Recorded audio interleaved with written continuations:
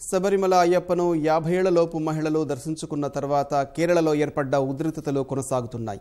CPM నేతల ఇళ్లు, దుకాణాల లక్ష్యంగా గత రాత్రి జరిగిన బాంబు దాడులకు సంబంధించి పలువురిని అరెస్టు చేసినట్లు కేరళ డీజీపీ వెల్లడించారు.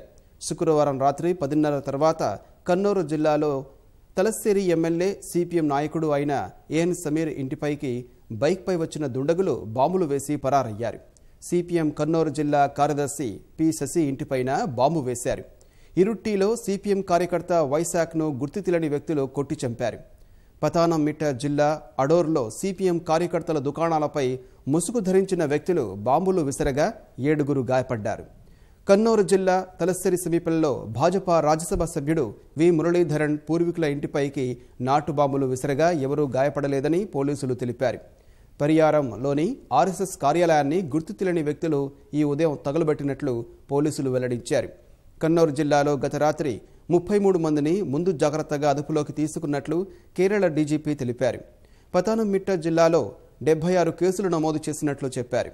పతానంమిట్ట జిల్లాలో 110 మందిని అరెస్టు చేశామని, 204 మందిని ముందు జాగ్రత్తగా అదుపులోకి తీసుకున్నట్లు చెప్పారు. 25 మందికి రిమాండ్ విధించామని డీజీపీ వెల్లడించారు. ఉద్రిక్తతలు తలెత్తిన ప్రాంతాల్లో బలగాలను మోహరించామని, నిషేధాజ్ఞలు విధించామని తెలిపారు.